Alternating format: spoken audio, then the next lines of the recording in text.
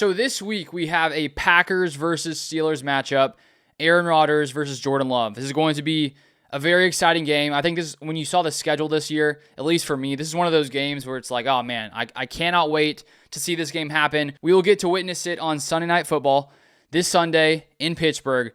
And so it's going to be a very good game, one we'll look back on, I feel like, for a very, very long time. And looking at these two teams, the Steelers, they've been very good for the most part, 4-2. They lost a close game to the Bengals in the past week. Rodgers almost threw one of his, famous Hail Marys. He still has it, even at, 41 years of age. And the Packers beat the Arizona Cardinals in the final moments of that game, converting it 4th and 2, and then scoring a touchdown, and then getting a stop defensively to end up winning that game, with the Packers now sitting at 4-1-1. And looking at Rodgers going to the Steelers, I thought it was a move that made sense, just because I felt like with Rodgers, with where he is in his career, that he would like to go to a place where they had a dominant defense, and that's what the Steelers have had for a very long time. Now, so far this season, this has been an inconsistent defense. They've had some really, really good games, some really good stretches of games, and then sort of had more issues from time to time. And currently that's led to them being the 19th best scoring defense in the NFL, so slightly below average, 28th in yards so far this season. And then you have this Packers offense that has played very good football, 7th best scoring offense in the entire NFL, and Jordan Love has played as one of the best quarterbacks, 10 touchdowns to only 2 interceptions. He has improved greatly this season, a 69.3 completion percentage, 7th in the NFL, the 7th highest pass rating at 108.1. And the Packers are slinging the ball down the field. Love is 5th in yards per attempt at 8.2. And so it's been really great to see Jordan Love in his 3rd season take his game to an even, another level. And I feel like, coming into Pittsburgh against this defense, I think we're going to see some very good football from Jordan Love. And this offense has looked a little different than last season, where they relied so much on the run. And the Packers still are running the ball at one of the higher rates in the NFL. They haven't had quite as much success this year as they did last year. I think part of that, Josh Jacobs was injured last week, played through an injury, but wasn't used as much early on in the game. Later on, he comes in, plays more, gets that big touchdown. But so far this year, the Packers have more. They're 12th in pass yards per game to 16th in rush yards per game. They're 4th in pass yards per play and 21st in rush yards per play. But that has not stopped the Packers from running the ball, as I said, at a very high level. And I think part of the reason, the Packers offense likes to run the ball so much, part of it is, obviously you have a great back in Josh Jacobs, but also it allows you to set up the play action pass, which the Packers run at the 2nd highest rate in the NFL, 31.7%, according to NFL Pro. And so even if they're not having as much success on the ground on a, per play basis, it's still opening things up when they do the, play action pass, and Jordan Love is not afraid to sit back there, allow the plays to develop, and push the ball deep down the field. And when I'm filming this, I think we're an hour or two away from the injury report coming out. We may have Christian Watson. By the time this comes out, the news will be there, so you'll probably know by then. But if he's back, that's huge to have him back because of his deep speed, what he can do. He was so dominant there last season. And without Jaden Reed, without Christian Watson, Matthew Golden has started to play some really good football. Romeo Doubs is very reliable. Tucker Kraft is one of the better tight ends, especially when it comes to yards after the catch. And so that's why the Packers still have a top 10 offense. Even though they have struggled at times against the Cardinals, they start off somewhat slow. Thankfully, they were able to get things going in the second half. And looking at the Steelers' defense, their strong suit, their strength is their defensive line, where they have a ton of dominant players there with Watt, of course, Cameron Hayward, Herbig as well, Highsmith. Currently, they have the 2nd highest pass rush win rate in the entire NFL. They're currently 5th in sacks at 22, and they have the 11th highest pressure rate. And so even though they've, for the most part, they've been a slightly average defense looking at, game in and game out, they have a very dominant pass rush. So the Packers offensive line needs to, keep Jordan Love clean, which they've done for the most part. When you look at pass block win rate per ESPN, the Packers are 5th in pass block win rate. So they've done a pretty good job. Now, I found this interesting today. I found this stat that the Packers do have the longest time to throw in the entire NFL per NFL Pro at 2.91 seconds. And so sometimes pressure does get there. I think part of it, Jordan Love he pushes the ball down the field a lot. And for those plays to develop, you have to sort of sit back there and allow those things to develop instead of getting the ball out super quick, which the Packers will do from time to time. But he holds onto the ball a long time, which isn't a problem. I mean, it ends up working out for the Packers. And so they have to really keep Jordan Love clean this week because the Steelers' defensive line is very good, even though all in all their defense has been, slightly below average. If we look at the Steelers, they're 31st in passing yards allowed per game versus 18th in rush yards allowed per game. And so this is a defense that I think Jordan Love will be able to take advantage of. And, we saw Joe Flacco the past game against the Steelers throw for 342 yards and 3 touchdowns. And Flacco, I mean, he's a solid quarterback still. He had Jamar Chase, who is, dominating, one of the better, if not the best receivers in football now.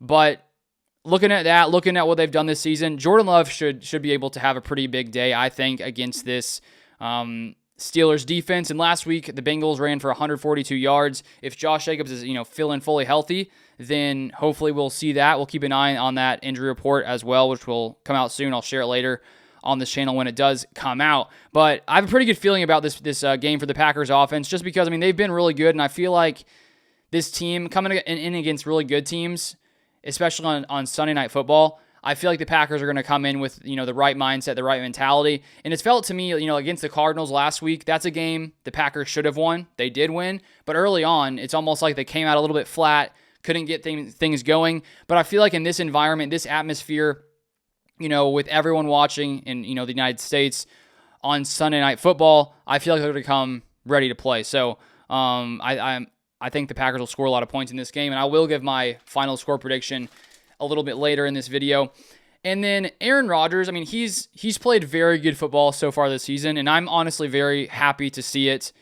It was unfortunate with him, what happened with the Jets. Things just did not work out well there, but things are going much better here. Currently, Rodgers is 3rd in pass touchdowns per game, and he has a total of 14 touchdowns to 5 interceptions. He's the 10th highest passer rating in the NFL at 105. And so I think some people thought maybe Rodgers wasn't ever going to be able to get back to similar type play he had later in his time in Green Bay. And so far, he's played very good football. Now, the Steelers offense, they do rely on the run a ton. They run the ball at a very high rate. Currently, they're 25th in rush yards, 23rd in rush yards per play at 3.9. So they don't really run that effectively, just from a per play basis. But regardless, they're the 11th highest scoring offense in the entire NFL, 18th in pass yards, 11th in pass yards per play. And Aaron Rodgers, he gets the ball out very quick, 2nd fastest time to throw in the NFL. And the Steelers offense, when their defense plays really well, it's a perfect combination. But when the defense struggles, they couldn't win last week, but they were close. That was a very close game. That was a crazy exciting game. Joe Flacco, Aaron Rodgers, and we have seen that, even if the defense doesn't have a great game, Rodgers can still sling it, put up points. He threw for 4 touchdowns last week. And so looking at this game here, the Packers defense has been dominant, 10th best scoring defense, best in yards per play allowed at 4.5.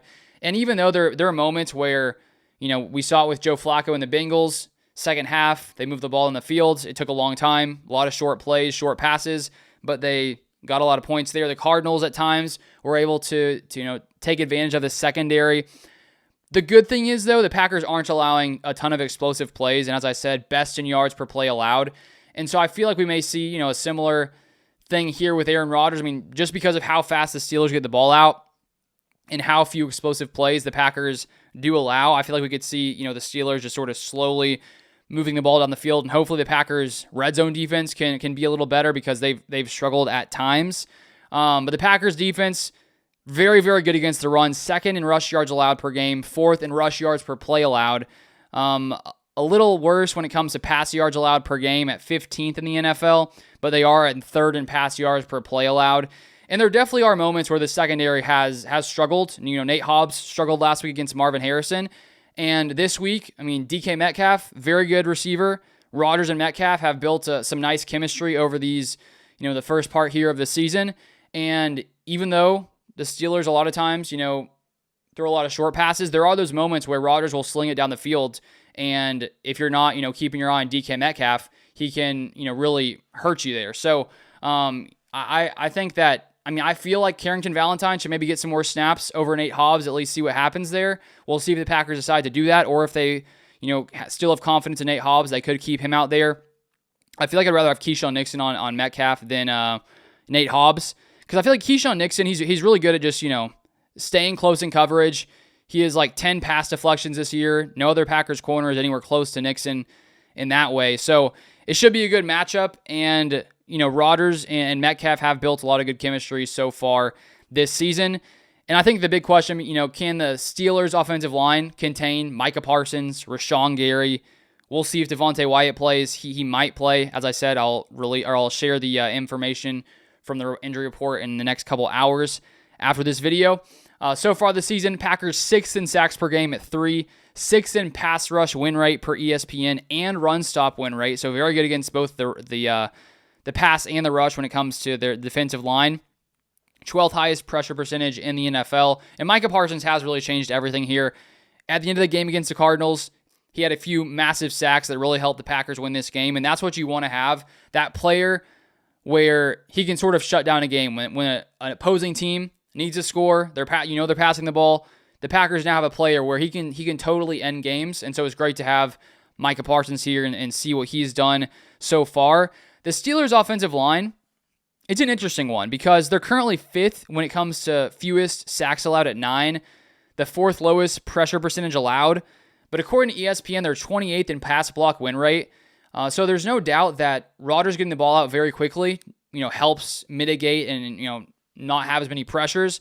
Now, if he has to hold the ball a little longer, I would assume that the Packers will be able to get there.